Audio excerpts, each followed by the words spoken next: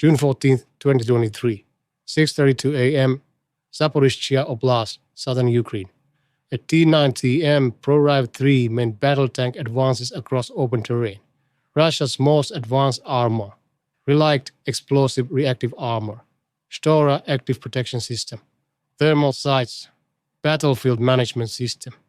$4.5 million of cutting-edge military technology.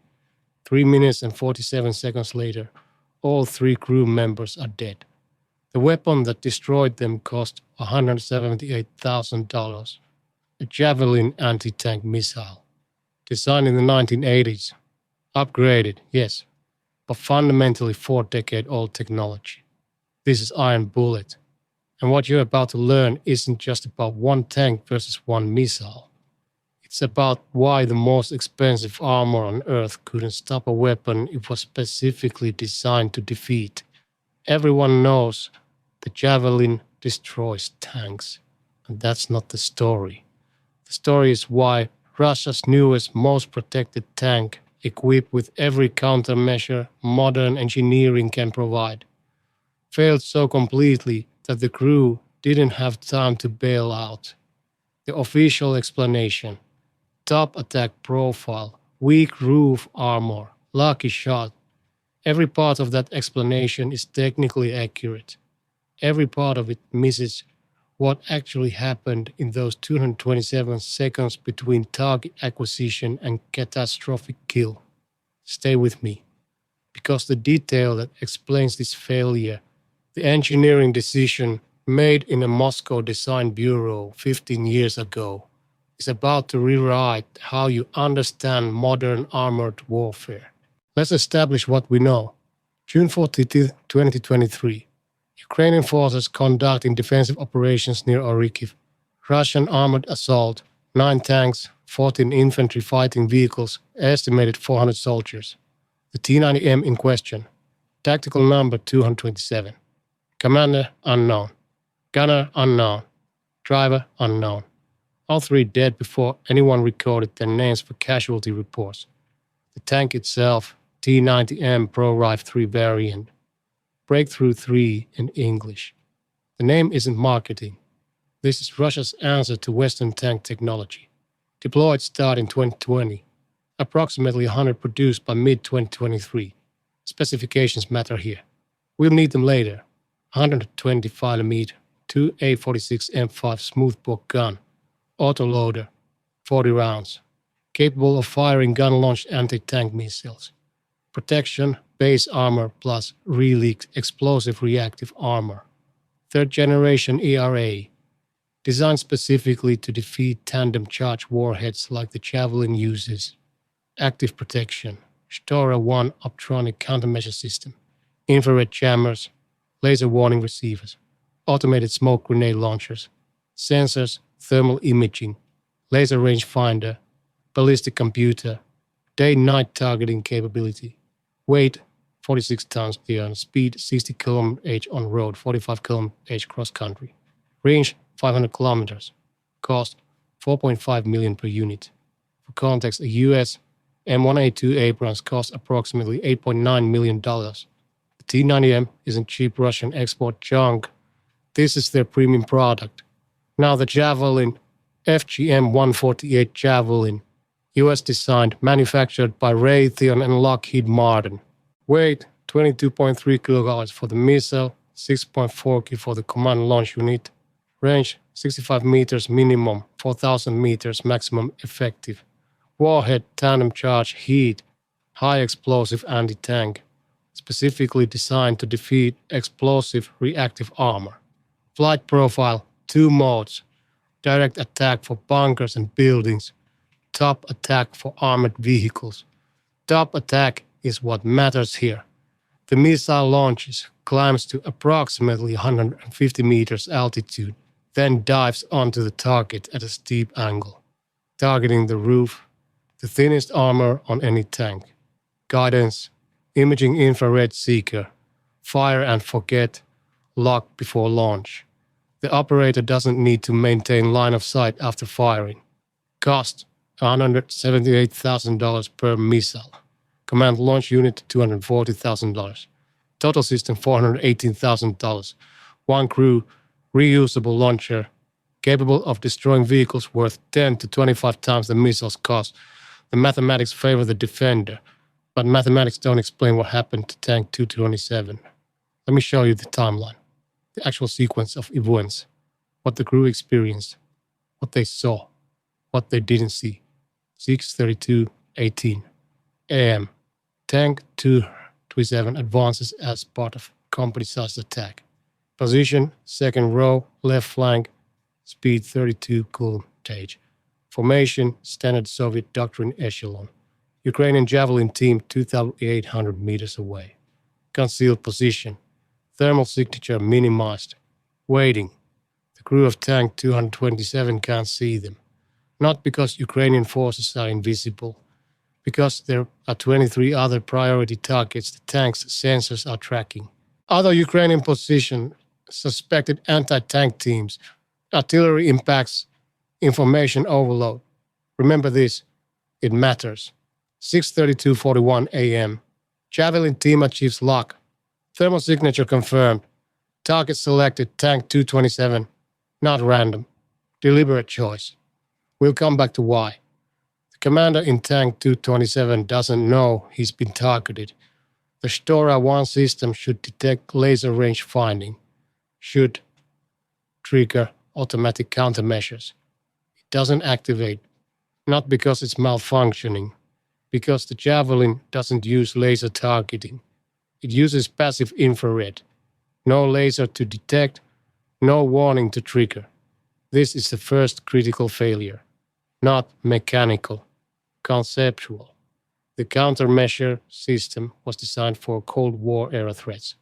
It's blind to modern fire and forget weapons. 6:33:02 a.m. Javelin launches. Crew hears nothing. Tank 227 continues advancing. Speed 35 km/h now. Commander scanning for targets. Gunner tracking suspected Ukrainian position 1,400 meters ahead. Driver navigating terrain. None of them know they have approximately 145 seconds to leave. The Javelin climbs. Soft launch motor fires, then separates.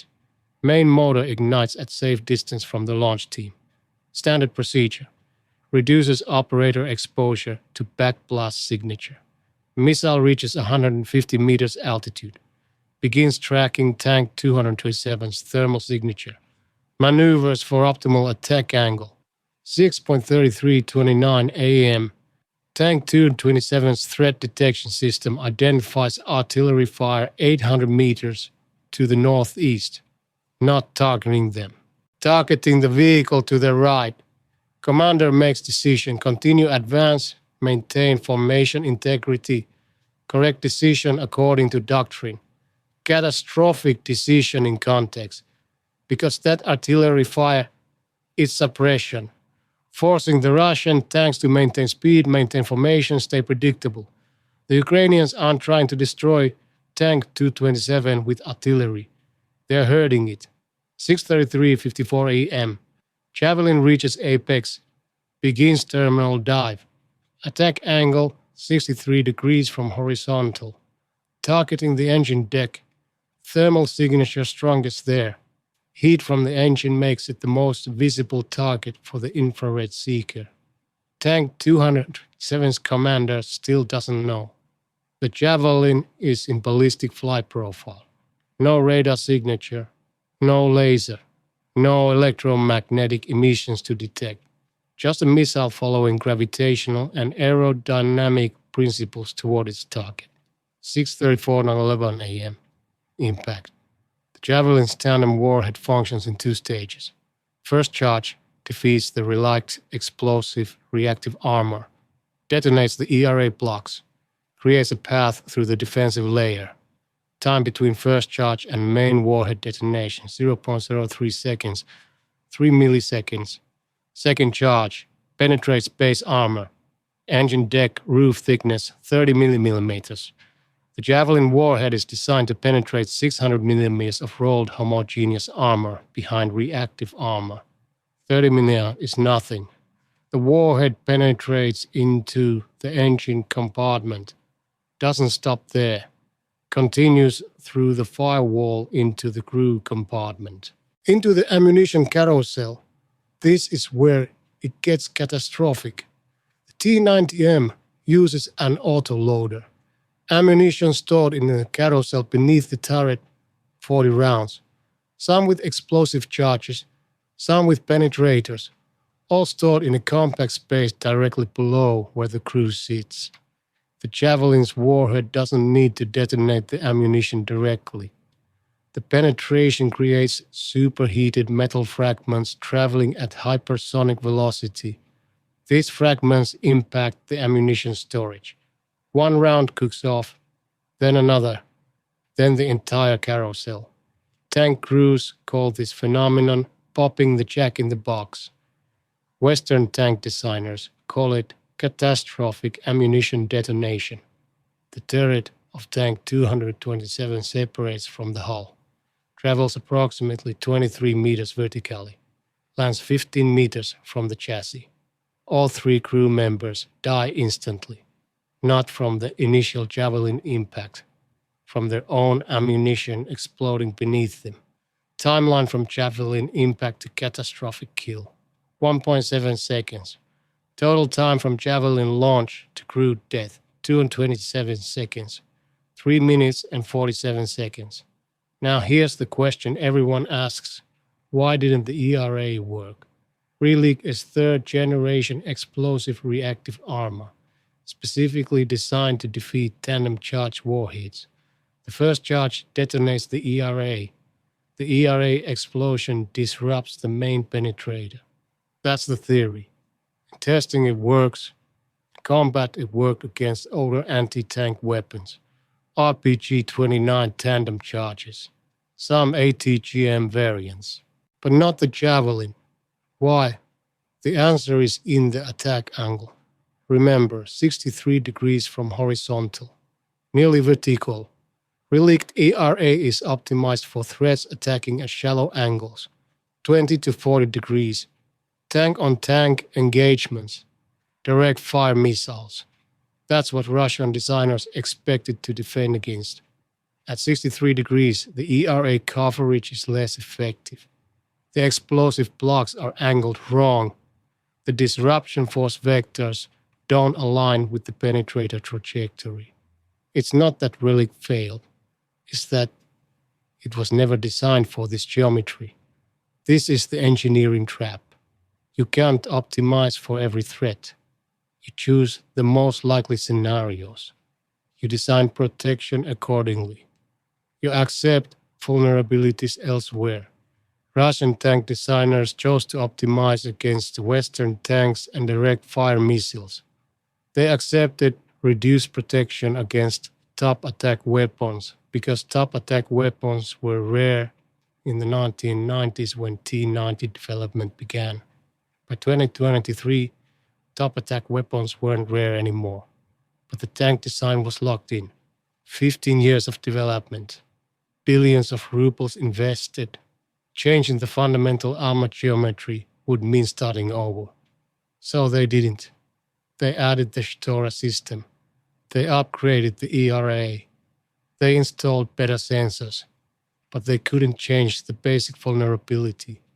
Thin roof armor optimized for a threat environment that no longer existed.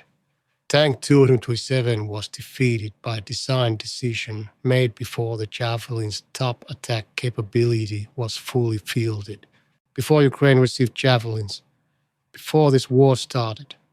The tactical picture was decided in a Moscow design bureau in 2007. Now let's address what nobody talks about. The Javelin team that destroyed Tank 227 fired from 2,800 meters, near maximum effective range. Why?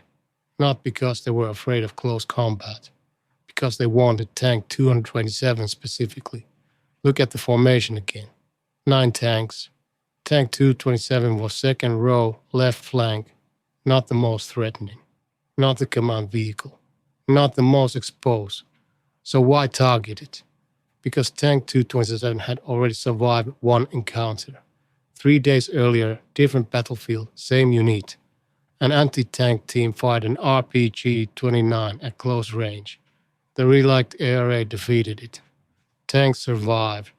Crew survived. Ukrainian forces tracked that tank, identified it by tactical markings, waited for the next engagement, chose long-range Javelin specifically because it attacks from an axis the ERA can effectively defend against. This wasn't opportunistic targeting. This was deliberate exploitation of a known vulnerability. The Ukrainians weren't just destroying one tank. They were testing a hypothesis about T-90M protection systems. The hypothesis: Relikt can defeat direct fire tandem charges but not top attack profiles at steep angles. Tank 227 confirmed it. Catastrophically. And here's where it gets worse for Russian armored doctrine. This information spreads. Every destroyed T-90M is analyzed. Wreckage photographed. Attack angles calculated. Vulnerabilities documented. By July 2023, Ukrainian anti-tank teams knew exactly how to defeat Russia's best tank. Not through superior firepower, through superior understanding of its engineering limitations. 3 questions from the beginning. Time to answer them. What went catastrophically wrong with the unbeatable design? The T-90M wasn't designed to be unbeatable. It was designed to defeat specific threats in a specific threat environment. That environment changed. The design couldn't. Engineering constraints locked in vulnerabilities that modern weapons exploit perfectly. Why did the crew have no chance to survive? Because the ammunition storage design prioritized autoloader speed and compact turret dimensions over crew survivability. Western tanks separate ammunition from crew with blast doors. Russian tanks store ammunition directly beneath the crew. It's faster to reload. It's catastrophic when penetrated. Why did this tank specifically get targeted? Because it had already demonstrated ERA effectiveness against one weapon type. Ukrainian forces wanted to confirm whether that protection extended to top attack profiles. It didn't. Tank 227 was a test case. The test succeeded. The crew died. The lesson here isn't about Russian engineering incompetence. Russian tank designers are highly skilled. They made rational choices based on available information and budgetary constraints. The lesson is about how modern warfare evolves faster than hardware design cycles. The T-90M development took 15 years. The Javelin's top attack capability became standard in the 1990s, but wasn't widely proliferated until the 2010s. By the time T-90M entered production, its fundamental vulnerabilities were already baked in. Upgrades couldn't fix them. ERA couldn't cover them. Countermeasures couldn't detect them. This is the trap of advanced weapon systems. They're advanced compared to what? Compared to threats from their design era, not necessarily threats from their deployment era. Tank 227 was state-of-the-art for a battlefield that no longer exists. It was obsolete the moment it encountered weapons designed for the battlefield that does exist. June 14, 2023. 1 tank, 1 missile, 3 dead crew members, 4.5 million destroyed by $178,000. The mathematics seem simple. The implications are not, because here's what happened after Tank 227. Russian forces modified tactics, reduced tank exposure in open terrain, increased the spacing between vehicles, prioritized air defense against drone spotters. Smart adjustments, necessary adjustments, not sufficient adjustments. Because the fundamental problem isn't tactical, it's strategic. When your most advanced armor can be reliably defeated by widely proliferated missiles, you have 3 options. Design better armor. Takes years. Costs billions. Change tactics to minimize exposure. Reduces armor effectiveness. Limits offensive options. Accept casualties as cost of operations. Unsustainable long term. Russia has tried all 3. None solve the underlying asymmetry. Defending armor is more expensive than defeating it. Always has been. Always will be. This is IronBullet. We analyze the battles that change wars.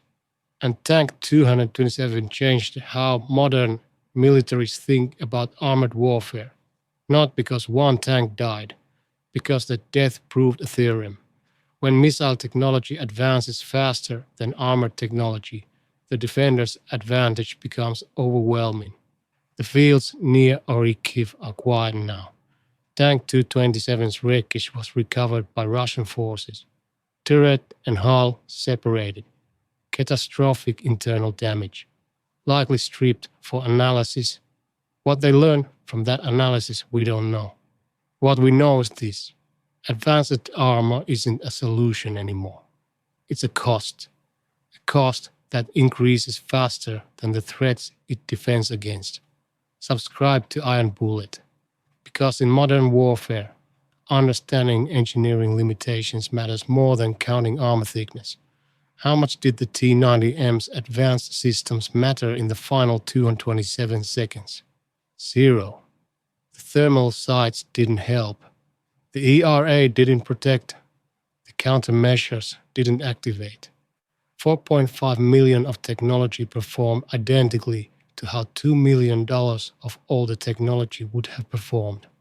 If you believe armor still matters in modern war, type IronBullet in the comments.